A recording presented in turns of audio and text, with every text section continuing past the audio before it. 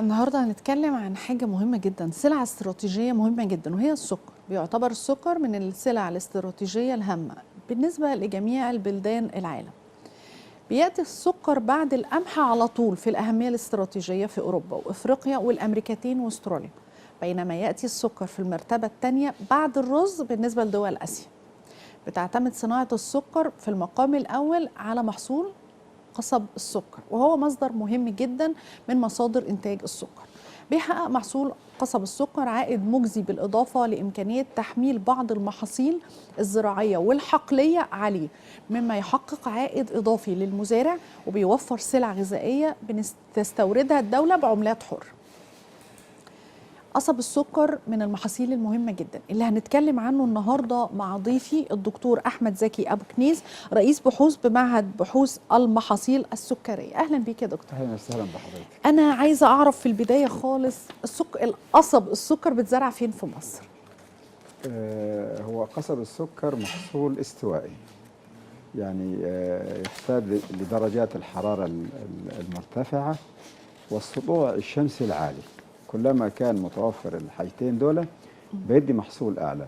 في مصر يعني زرع قديما من أيام مثلا جابوه العرب مع الدولة الأموية وتوسعت فيه الدولة الطولونية ومحمد علي باشا الكبير، وحاليا في بعد سنة 1952 بتتركز الزراعة في محافظات الجنوب، باعتبار أن المنطقة دي هي المنطقة الأكثر حرارة والأشد إضاءة في مصر، وتركزت فيها الصناعة. لكن هذا لا يمنع زراعته في الشمال، إنما زراعته من أجل استخلاص السكر منه، ويزرع في محافظات أسوان والأقصر وقنا وسوهاج والمنيا.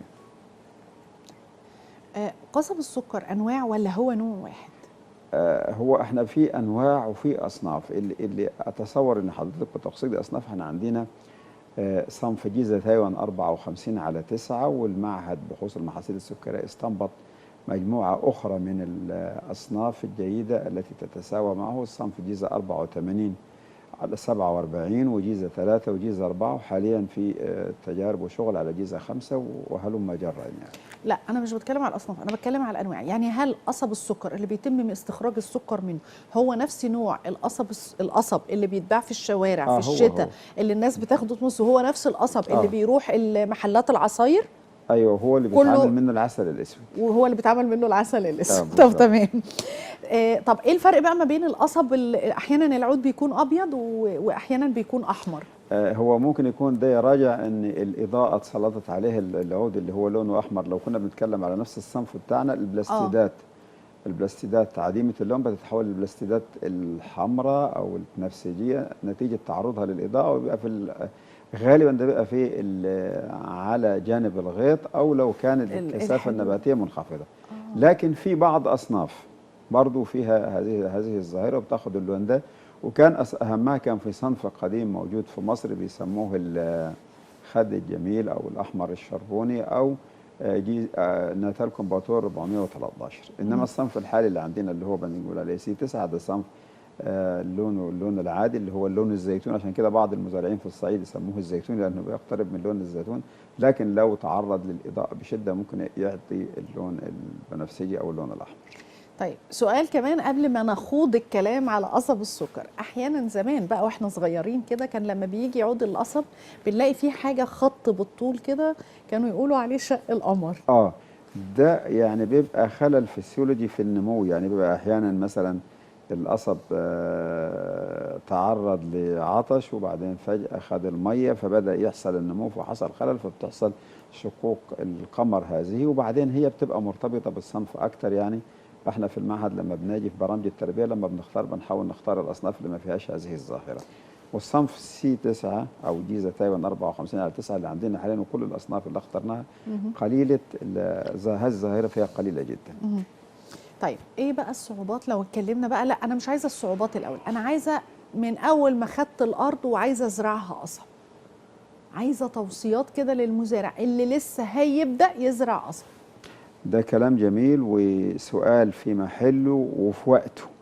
احنا حاليا في نهايه شهر يناير، يعني المفروض ان احنا بنستعد لزراعة القصب الغرس الربيعي.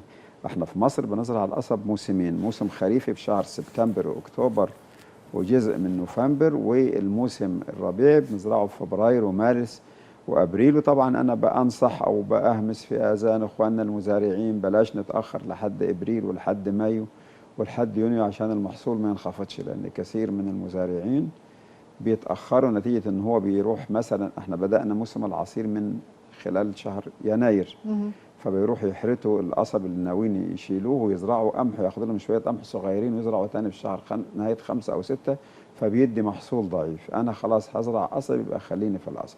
يبقى اول حاجه عايزين نقولها من التوصيات الفنيه الالتزام بالزراعه في شهر فبراير او مارس على اقصى تقدير. هنتاخر على نهايه مارس هيبدا المحصول يقل نتيجه التاخير. يبقى اول حاجه الميعاد لازم يكون الميعاد مظبوط في المواعيد دي. بعد كده اعداد الارض للزراعه.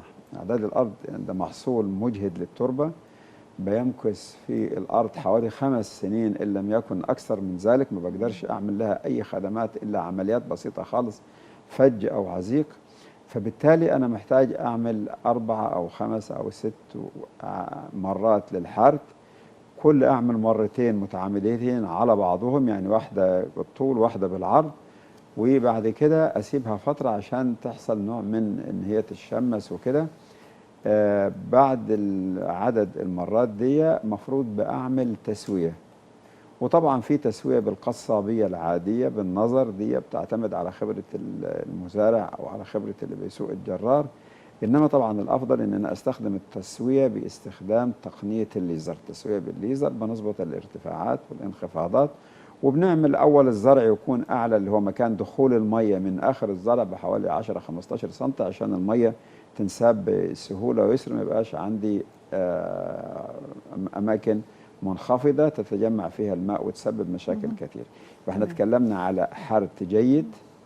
الحرث برضه اراعي اني ما احرثش الارض وهي لينه حتى لا تخرج لي سلخات تتكتل فيما بعد وتعمل لي قلاقيل، ولا احرث الارض وهي جافه جدا هتطلع لي برضه قلاقيل. هضطر اعمل عمليه اضافيه وهي عمليه تكسير القلاقيل او تنعيم القلاقيل، ودي هتضيف عبء او هتضيف تكلفه في وقت انا مش عاوز اضيف تكلفه على نفسي. فبالتالي يبقى اختيار ميعاد الحرث ده مهم جدا ان تكون الارض مستحرسه. بعد الحرث والتسويه الجيده بالليزر بعمل عمليه الفج. طبعا احنا في الزراعه العاديه دلوقتي هنبدا نتكلم على حاجتين. انا بزرع بالشتلات اللي هو الشيء الجديد واللي اضفناه في مصر في الفتره الاخيره. معهد بحوث المحاصيل السكريه يعني اشتغل عليه فتره طويله من 2000 مكان مثلا. وصلنا دلوقتي احنا بنعمل محطه انتاج شتلات معتمده في كومومبو، واحده ثانيه في وادي الصعايده، وبدا الانتاج التجريبي. فهنا بقى هتكلم والله انا هزرع بالشتلات ولا هزرع بالعقال التقاوي العاديه. لو هزرع بتوع عقل التقاوي العاديه انا بانصح ان يكون معدلات التخطيط على متر. لو انا هزرع بالشتلات انا بانصح ان تبقى متر ونص. في الزراعه بعقل التقاوي العاديه يشترط في التقاوي ان تكون سليمه خاليه من الامراض، من قصب غرس او خلفه اولى على اقصى تقدير، وبتاخد حوالي 6 إلى 7 طن للفدان. ويفضل أن تكون طبعا غير راقدة، ما فيهاش إصابة بالأمراض، ما فيهاش إصابة بالفيران، ما فيش إصابة بالثاقبات، وما تكونش عطشانة، يعني أرويها قبلها بفترة كافية. ويفضل أني أضيف دفعة تسميد أزوتي متأخر لها، علشان السماد الأزوتي ده بيبقى موجود في المنطقة الميرستيمية أو عند البراعم، وبيزود عندي الإنبات. طيب احنا دلوقتي اتكلمنا عن البداية خالص، يعني زي ما بيقولوا كده من نقطة الصفر، من أول السطر. من أول السطر. أنا لو عندي صنف اشتغلت فيه قبل كده أو جاري اشتغل فيه وعجبني إنتاجيته، أجيبه ولا ألجأ للوزارة أخد منها؟ هو الصنف طالما موجود عند المزارعين هتبقى كده معهد المحاصيل السكرية اللي بيمثل وزارة الزراعة في هذا السياق، طلع هذا الصنف ووافق عليه وحط له مجموعة التوصيات بتاعته، فهو ممكن المزارع ياخد مني بس تحت الاشتراطات اللي احنا قلناها: تمام. غرس خالي من الأمراض، خالي من الرقات، خالي من الإصابة بالفئران الأخ خالي من الإصابة بالفئران. بالفئران. إزاي يكون مصاب بالفئران؟ بعض الحقول اللي بتبقى قريبة من الترع أو المصارف اللي بتبقى عليها الحشائش بتاع الحلفة وكده، دي بتبقى موئل جيد للفئران، فالفئران بتنزل الحقل وبتصيب القصب، بتتغذى عليه أو تاكل جزء منه وتعمل أعشاش خفيفة، فيبقى عندي العيدان متهشمة أو متقطعة يعني من الفئران، فلو في إصابة لا ما أخدوش للتقاوي. تمام.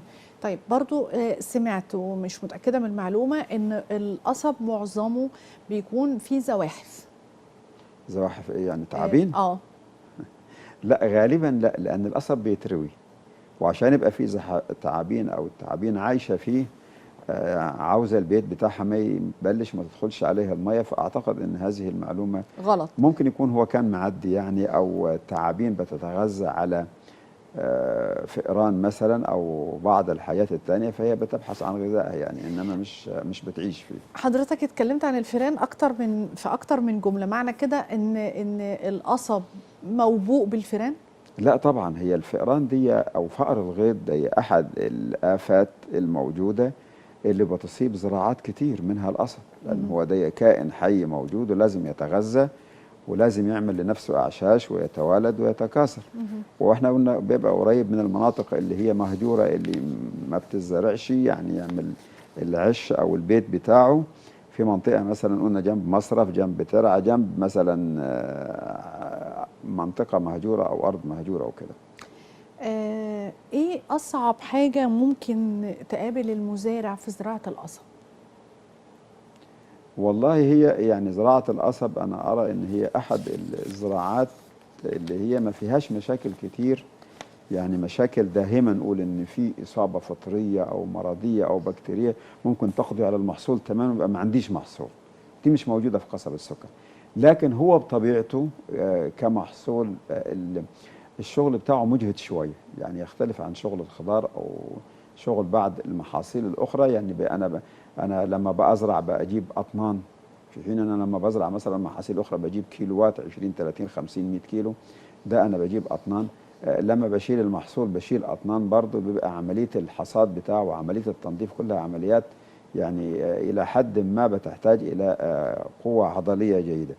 إنما كشيء داهم لا، يعني زي أي بقية المحاصيل ممكن يتعرض لو كان في نقص في المياه أو كان في ظواهر مناخية حادة نتيجة التغيرات المناخية اللي هي مثلا يبقى عندنا موجات صقيع أو عندنا يبقى مثلا موجات حرارة أو رياح عاتية أو سيول، دي ممكن تبقى بتمثل خطر داهم على القصب زي بقية المحاصيل. وإحنا في الفترة دي، وحضرتك لسه من شوية كنت بتعرضه اتصال بأحد المتخصصين في الأرصاد الجوية، احنا ما يهمنا في الفترة دي ان درجة الحرارة بدأت تنخفض، ان بننصح المزارعين ان هم يراعوا درجات الحرارة. وطبعا حاليا احنا يعني ما بنقولش ان المزارعين مش بيعرفوا يقروا ويكتبوا، كلهم بيقروا ويكتبوا، عندهم التليفون الذكي اللي فيه درجة الحرارة. لو لقينا درجة الحرارة الصغرى هتبقى 4 فأقل لازم يروح يروي، لأن هناك احتمال حدوث موجة صقيع. طبعا في قصب السكر الصقيع دي بتمثل كارثة بالنسبة لنا، لأن هي ممكن تموت البراعم الطرفية وبالتالي النبات كله يموت والسكروز يتكسر. خاصة الضرر ده بيبقى شديد على المحاصيل أو الحقول اللي هي متأخرة في جدول أو في خطة الحصاد. يعني القصب اللي هو الغرس الربيعي مثلا ده بيتحصد في بعض المصانع في شهر 4، فأنا لو حصل عندي الصقيع من دلوقتي هيعمل لي مشكلة. فبالتالي المزارع اخواننا المزارعين بمجرد ما يبقى فيه درجة الحرارة الصغرى وتوصل ل4 أو 3 أو كده، نبدأ لازم بأي شكل نعمل رية سريعة على الحقل علشان أتوقع عملية الصقيع. والحمد لله يعني من أول الموسم، من أول الشتاء هذا العام ما حصلش فيه أي موجات صقيع. طيب طبعا تغير المناخ في العالم كله مش عندنا بس، بالتأكيد. فالدرجات الحرارة عادت في فرق كبير ما بينها، يعني ممكن الاقي في يوم واحد درجة الحرارة الصبح الى حد ما مرتفعة، والاقي بالليل في صقيع عالي جدا، ازاي اقدر احافظ على محصول القصب من انه هو يتعرض؟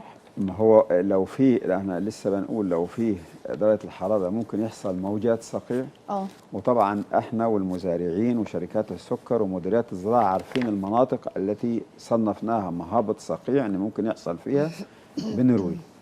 هو طبعا في اجراءات كثيرة، لكن هذه الاجراءات بعضها مكلف جدا وبعضها مكلف نص ونص وبعضها قليل التكلفة. احنا القصب كمحصول حقلي العائد منه ليس كبيرا، ما اقدرش اقارن مثلا العائد بتاع القصب بمحصول فاكهه زي العنب، زي مثلا الفراوله كده. فبالتالي انا الادوات اللي انا بستخدمها او لمقاومه الصقيع كلها عمليه الري، لكن في بعض المحاصيل انا بستخدم حاجات تانية بتكون اكثر كلفه يعني. طيب. فهنا درجه الحراره لما بتتسع بين النهار والليل. دي بتعمل لو هي في حدود يعني 10 مثلا او اعلى من كده بالنسبه لي كويسه، والقصب هيكون سكر. لكن لما هتوصل ل4 زي ما قلنا هيبقى في موجه صقيع ولازم اتوقعها. لكن مش هتوصل بالنهار لحد 40، يعني 40 دي هتوصلها في شهر 8 او شهر 7، فبالتالي مش طيب، هنخاف منها حاجه. الحاجة التانية، أنا قلت في المقدمة إن إحنا أحيانا بنحمل بعض النباتات على القصب، إيه الحاجات اللي ممكن أحملها على القصب؟ بعد ما ازرع القصب، احنا دلوقتي اخترنا التقاوي وخططنا وفجينا وزرعنا التقاوي بتاعتنا، وقلنا من التقاوي نقطعها كويس بحيث العقله تحتوي على 3 إلى 4 براعم. ومن ساعه ما بجيب التقاوي من حقل التقاوي لحد ما ازرعها وافتح عليها الميه 4 ايام فقط. او لو جبت الشتلات، انا بحط الشتلات بتاعتي بعد اسبوعين من الزراعه تبدا الانبات في العقل التقاوي، والشتلات بتمشي على طول. انا ممكن اقدر بقى في الموسم الربيعي ده احمل على الحقل بتاعي عباد الشمس، احمل السمسم، احمل الخيار، احمل بعض هذه المحاصيل، احمل فول الصويا، وبيحقق فلوس كتيره قوي قوي في الفتره الاخيره دي. لكن انا بحذر ان احنا ما نحملش الذره الرفيعه ولا الذره الشاميه. انما المحاصيل الاخرى اللي احنا ذكرناها، فول الصويا او عباد الشمس او السمسم او الخيار، ينفع أحمله على القصب، ما احمله يحصلش على معاه القصب. أي مشاكل. ولا ده بالعكس، هو هيبقى مفيد للقصب، لاني انا في الخضار مثلا لو انا هحمل مثلا خيار مثلا، او اللي هحمل فول صويا، انا بخدمه خدمه اضافيه اللي بتفيد القصب في مقاومه الحشائش. والخيار تحديدا انا بقى كده لو زرعت الخيار على القصب هيبقى حاجه عظيمه، لان هنا هازرع القصب بالمصاطب، ودي اللي احنا بنوصي بيها. ودي هتبقى كده كميات الميه اللي هنديها للقصب قليله، والقصب بيحتاج ميه قليله، ما بيحتاجش ميه كتيره زي ما احنا بتتهمه، وبالتالي هيبقى عندي المحصول عالي. هيبقى المزارع هنا مستفيد، ممكن يزرع ممكن يحمل عليه خس، ممكن يحمل كوبوتش، ممكن يحمل كرنب، ممكن يحمل كل الاشياء دي، وهتبقى شيء كويس. واحنا بنطلب من المزارعين ان يحملوا، لان معنى انه بيحمل محصول تاني هيمكث فتره اطول في الارض ويعمل خدمات، والقصب اللي هو هيبقى مستفيد في النهايه يبقى المحصول بتاعه عالي. طيب، طبعا سعر طن القصب اترفع، وانعكاساته إيجابية وسلبية على زراعة وإنتاج القصب. يعني في ناس لما لقت السعر عالي فقالت أزرع علشان أكسب أكتر، وفي المستهلك العادي أو مصانع إنتاج السكر كده هيبقى السعر عالي، وده حاجة سلبية للمشاهدين. فحضرتك شايف إن ده؟ والله أنا شايف إن المزارع ما يركزش على رفع سعر الطن. هو يطالب، وفي لجان وفي جهات وفي ناس متخصصين بتحسب، لكن هي في جانب سلبي تاني حضرتك ما ذكرتيش لارتفاع السعر الطن. بمجرد ما بيرتفع سعر الطن، الراجل اللي بيشتغل في القصب اللي بيشحن بيطلب فلوس زياده، واللي بيشتغل في القصب بيكسر بيطلب فلوس زياده، واللي بينظف بيطلب فلوس زياده. هي دايره. فبالتالي الزياده بتاعه الطن هيلتهم جزء كبير منها الناس اللي شغاله في القصب، بل هيكون لها انعكاس على محاصيل اخرى. انا النهارده بشتغل في القصب وخدت زياده، رحت هشتغل في القمح انا عاوز نفس الزياده، لكن ما نهمس به في اذان المزارعين ونقول لهم طب ما تزود المحصول افضل. يعني انا عندي مثلا المتوسط 30 33 34، طب ما انا اوصل بيه 40، طب انا لو زرعت بالشتلات والشتلات دي هتظبط الاداء وهيبقى عندي كثافه نباتيه جيده. ده احنا بندي المزارع بنقول له ازرع 7000 شتله في الفدان على مسافه متر ونص. الشتله هتدي اقل حاجه 10 عيدان قابله ان نوديها للمصنع. يعني انا كاني هودي للمصنع 70,000 عود. لو قلت العود في المتوسط كده بتكلم في 70 طن. لو انا عندي 70 طن يبقى هجيب كام جنيه؟ 105,000. 105,000. طب هي مش 70، خلاص خلينا متواضعين، احنا بنقول والله هنبقى 50، هيبقى انا بتكلم في 75,000. يبقى انا بدل ما اركز انا ازود السعر وازود طابور من الاسعار معاه واضيف عبء على صناعه السكر. ما هو دلوقتي كيلو السكر هياخد بحوالي 15 جنيه اصلا خامه بس. كيلو السكر هياخد خامه بس 15 جنيه 15 اصلا. جنيه اه زائد العمليات الصناعيه وهامش ربح الشركه. طيب يعني معنى كده ان الاسعار مش هتقل. انا بتكلم على السكر. لا، هو سعر السكر ده يعني لازم يقل، لان هو لو اتباع ب 30 جنيه هبقى انا كسبت 100%. هو عمليه ضبط سوق يعني ما هو حصلش. حضرتك يعني اتكلمت عن جزء مهم جدا وهي منظومه لفه في بعضها. مش المزارع المستفيد الاول والاخير من فرق السعر علشان ما نظلمش المزارع ولا الشركه. يعني لا المزارع ولا الشركه، هي منظومه في بعضها. المزارع لما بيزرع بيجي اللي بيراعي الارض او بيدي خدمات بيطلب فلوس زياده، اللي بينقل بيطلب فلوس زياده، اللي بيورد، اللي بياخد ويورد بيطلب فلوس زياده. فالمنظومه على بعضها بتتحرك مع بعضها. علشان بس انا مش ببرر والله، بس الفكره ان انا ما ينفعش القي اللوم طول الوقت على مصنع انتاج السكر، ما ينفعش القي اللوم طول الوقت على الحكومه، ما ينفعش القي اللوم طول الوقت على المزارع واقول ان هو لا، دول بيعملوا اللي عليهم بالظبط. المزارع اكيد عايز افضل انتاجيه وعايز يجيب محصول كويس ويورد للمصنع علشان ياخد فلوس التعب والخدمه للارض. نفس الحكايه المصنع عايز يطلع انتاجيه سكر ممتازه بمواصفات معينه علشان يسوق. لكن في النص حاجات احنا مش واخدين بالنا منها، النقل والتوريد والخدمات وحاجات كتيره قوي. الحاجات دي كلها رفعت سعرها، فاحنا ما ينفعش نتغاضى عن ده، وده كله محمل على سعر كيلو السكر. صح؟ لا يعني سعر كيلو السكر ان يوصل للارقام اللي بنسمع عنها لا غير مبرر، ودي عمليه ضبط سوق وجشع التجار. يعني هو في الاخر يعني مثلا داخل ب 15 جنيه في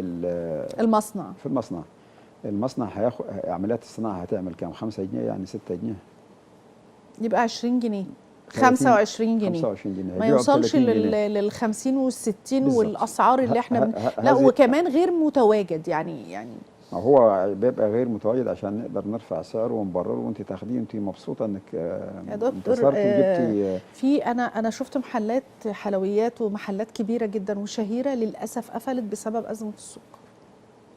هذا جشع التجار. ربنا يستر. طيب نيجي بقى لموسم الحصاد والتوريد والتوصيات الخاصه بمرحله الحصاد، يعني ناخدها كده خطوه خطوه.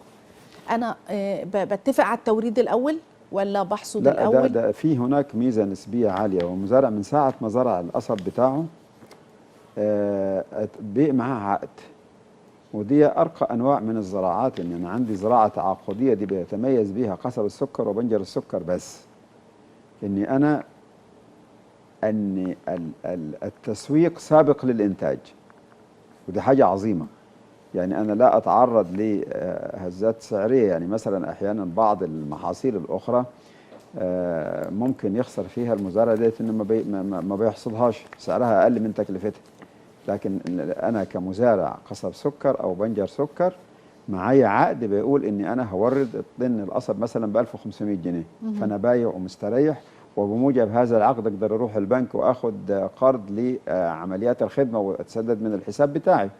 فهو كده اول حاجه انه بقى مع عقد يعمل عمليات الخدمه بتاعته ويسمد الارض ويروي الارض وينظف الارض القصب وربط القصب، وجينا وصلنا للحصاد اللي احنا بيحصل في هذه الايام. تمام. اعداد للحصاد، اول حاجه اني بنعمل فتره فطام. وفتره الفطام دي اللي هي منع الري. منع الري عشان تركيز السكر، وعلشان احافظ على الخلى في الفتره القادمه، لان لو الارض لينه ودخلت بيها بالمعدات والالات الجباره الكبيره اللي بتشيل اطنان، يعني بقى عندي جرار بيشيل له وفيه مقطوره تشيل لها 7 8 10 15 20 طن وزنها، هي بتعمل كبس للارض واندماج لو الارض لينه، فبيبقى في عمليه فطام. عمليه الفطام بتختلف طبقا لعده محددات. نوع الارض بالتاكيد، الفطام في الارض الطينيه الثقيله غير الارض الصفراء غير الارض الرمليه غير الارض حديثه الاستصلاح. اكيد طبعا. بتختلف، يعني اللي قلناه في الاول ياخد فتره فطام اطول، اللي قلناه في الاخر ياخد فتره فطام اقل. درجه الحراره او الطقس السائد يعني في يناير هيكون طبعا اطول من فبراير، اطول من مارس، اطول من ابريل، اطول من مايو. حاليا دلوقتي نقدر كمان نضيف حاجه جديده اول مره نتكلم فيها، وهي نوع الري. انا عندي حاليا مساحات مقدره كبيره يعني بتروي بالري بالتنقيط. فالري بالتنقيط مش ممكن انا هتعامل معها زي الغمر، يعني انا ممكن احيانا في الغمر في ارض والارض دي تقعد 30 يوم الفطام بتاعها. نفس الارض لو انا زرعتها تحت نظام الري بالتنقيط هو لا اسبوع. علشان ما نصلش الى مرحله ما نقول عنه الفطام الجائر، وده هيؤدي الى تكسير السكروز الى جلوكوز وفركتوز، وبالتالي المصنع تمام. فدي اول نقطه اللي هي نقطه في اعداد للحصاد، وهي نقطه الفطام. بعد الفطام التوريد يتم كسر القصب، وطبعا مصنع السكر بيبقى عنده خطه توريد بتبدا بالخلف المسنه ثم الخلف الحديثه ثم الغرس. الكسر المفروض يتم كسر كميه اللي هي هيتم توريدها في نفس اليوم، لان احنا عندنا القصب ده فيه 3 اشكال من السكر، في السكروز وفي الجلوكوز وفي الفركتوز. اللي يهمنا واللي احنا بتشتغل عليه الصناعه وبتستخلصه بيطلع في صوره السكر الصلب اللي احنا بنحل بيه ده السكروز. فانا محتاج ان القصب قبل ما يتورد للمصنع يكون فيه اعلى كميه من السكروز، يعني ناضج تماما. عشان كده ما ينفعش او الشركه لا تقبل حصاد قصب عمره اقل من 12 شهر. هو العود القصب الواحد اعتقد بيبقى حتى الطعم نفسه مختلف، الجذور من تحت او العقل اللي فوق الجذور مختلفه عن اللي في الوسط، مختلفه عن اللي فوق اللي هي بتسمى الزعزوعه. صح كده؟ تمام. طبعا ده طبقا للعمر، لان السلاميات السفلى ممكن يكون عمرها يقارب من 12 شهر او كده، والاخيره يكون 4 5 شهور. لكن طبعا كله هو العود بيبدا تخزين السكر اول ما درجه الحراره تبدا تنخفض في شهر سبتمبر وفي اكتوبر وفي نوفمبر. السنه دي كانت درجه انخفاض الحراره كان قليل شويه، كنا احنا راعيناه وراعينا الشتاء كان قليل، لذلك احنا نتوقع ان يعني السكر هيبقى قليل شويه. لكن احنا بقينا سعداء بالفتره اللي فاتت لما بدا درجه الحراره تنخفض شويه، قلنا هيحصل تخزين سكر وتعويض. القصب يتم كسره بين الترابين، يعني انا مش عاوز قواعد القصب تبقى ظاهره فوق الارض.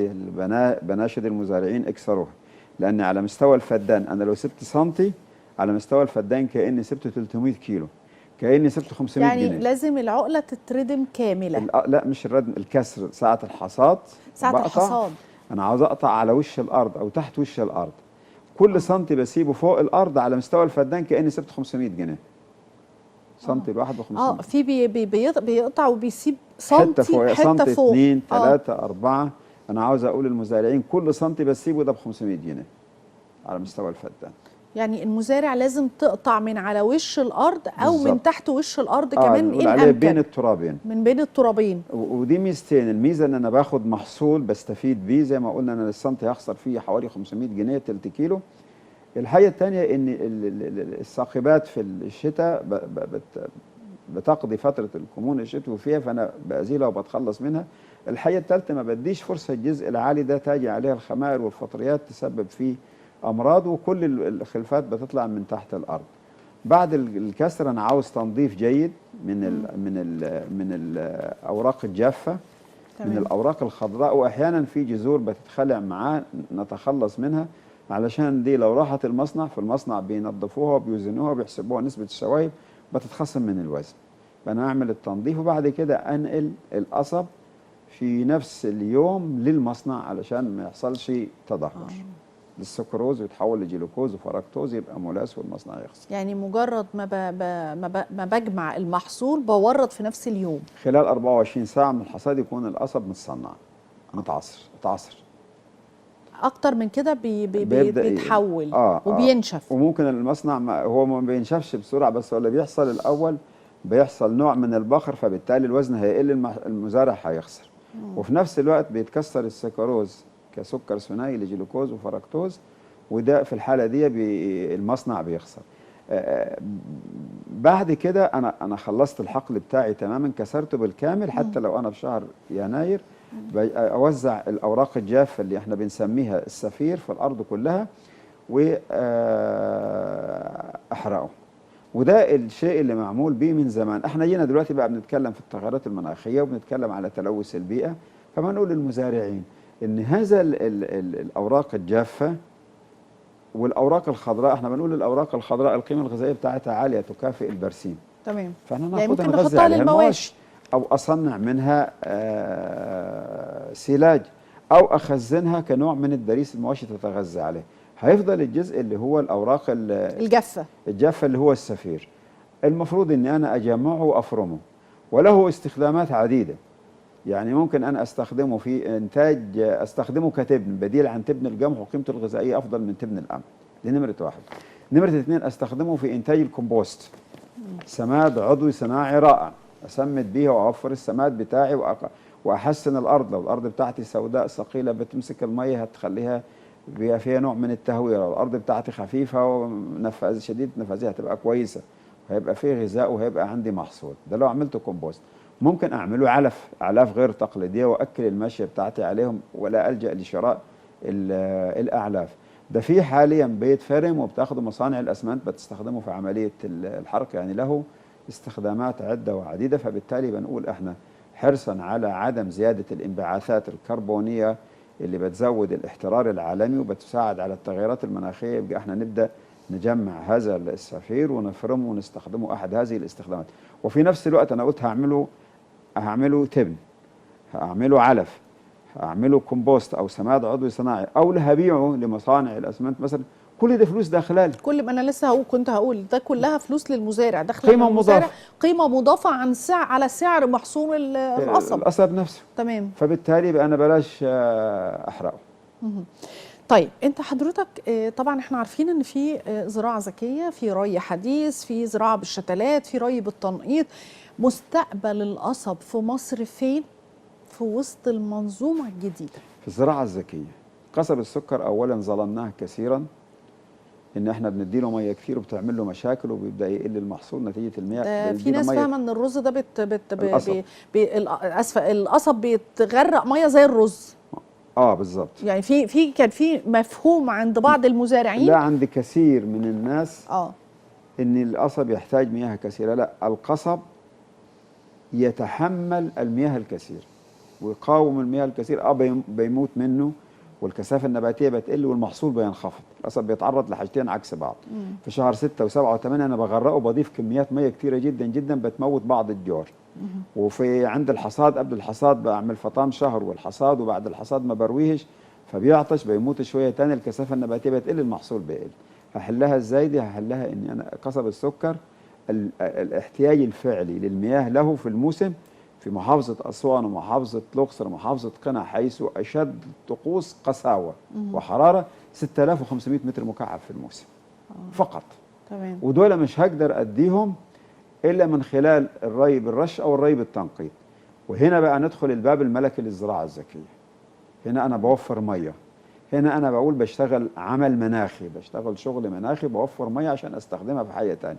المياه القليلة اللي بياخدها القصب دي بتفيده جدا، مفيش حشائش بتنمو نفسه، النمو القصب بيبقى جيد، معدل التفريع بتاعه بيبقى جيد، معدل الاستطالة ومعدل السمك كله بيبقى كويس، بيديني محصول عالي. وبالتالي احنا بنقول يا ريت الناس كلها تزرع الري بالتنقيط، وفي اتجاه من وزارة الزراعة ووزارة الري بيتعاونوا في ان يحولوا الأراضي للري بالتنقيط. وكده أنا دخلت الزراعة الذكية. تمام. أكمل الزراعة الذكية أن أنا أشتغل بالشتلات، لأن أنا كنت بأزرع بحط 6 طن تقاوي في الفدان. ال6 طن دول فيهم حوالي من 60 ل 100 ألف برعة، من اللي بيطلع منهم 3 أو 4000. لكن أنا الشتلات بحط 7000 شتلة وبوزعهم توزيع هندسي جيد على مسافات متسعة على متر ونص بين الخط والتاني، وبالتالي أنا بأدي فرصة عالية إن تاخد إضاءة، ما يبقاش في تنافس شديد بين الشتلات، وبالتالي هتدي معدل تفريع عالي لا يتحقق في حالة الزراعة بالتقاوي العادية، هيبقى عندي المحصول مرتفع. إلى جانب أني أنا بجيب الشتلة على عمر شهرين ونص أو 3 شهور، فبالتالي أنا موفر 25% من المية في الموسم الأولاني. المسافات المتسعة والإضاءة والري بالتنقيط هيقلل انتشار الحشائش، هيقلل انتشار الآفات، فبالتالي أنا هبقى مش محتاج أستخدم المبيدات. أنا كده داخل في الزراعة ومش هيبقى محتاج ومش هختم بزيادة زي الخدمة في الري العادي التقليدي. بالظبط. زائد ان انا هستخدم الكومبوست اللي انا عملته من الموسم اللي قبله. يبقى كده انا داخل في الزراعه الذكيه. يبقى اذا القصب هو ملك الزراعه الذكيه، والزراعه الذكيه سوف تخدم القصب وسوف تجعل منه محصول يعطي كميه اطنان عاليه من وحده المساحه، تزيد من دخل المزارع وتزيد من الدخل القومي وتقلل من استيراد السكر والضغط على الخزانه العامه بالعملات الصعبه. القصب بريء بريء بريء بريء تماما من موضوع ان انا لازم اديله ميه كتير. القصب من افضل المحاصيل اللي بيتزرع بالزراعه الذكيه والزراعه النظيفه، يعني هو مش محتاج اي حاجه. ما زال الحديث عن القصب محتاج فقرات وفقرات وحلقات اكتر علشان نتكلم عنه بالتفصيل، لكن فقرتي خلصت، وبشكر ضيفي الدكتور احمد زكي ابو كنيز، رئيس بحوث بمعهد بحوث المحاصيل السكريه. بشكرك جدا يا دكتور احمد. العفو يا فندم، نورتنا على هذه الاستضافه الجيده وهذا الحديث الرائع الذي اخرج منا الكثير. شكرا لحضرتك. مشاهدينا لسه مكمله معاكم، هطلع فاصل وارجع